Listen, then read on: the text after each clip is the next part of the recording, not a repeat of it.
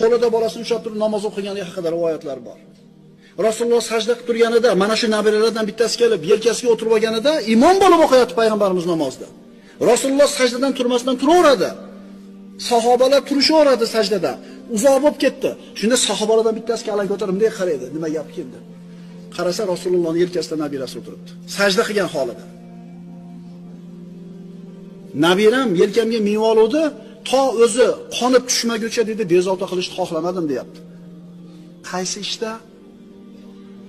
Qaysi ishda? Namoz o'qiyotganda qaranglar, birodarlar, farzand tarbiyasi shunaqa muhim ekanki, Rasululloh namozini nima qilyapti? Cho'zib olsa cho'zib yuryaptiki, lekin nabirasini ko'nglini sindirmayapti. Ya'ni ham biz bolalarimiz yuribdi-da.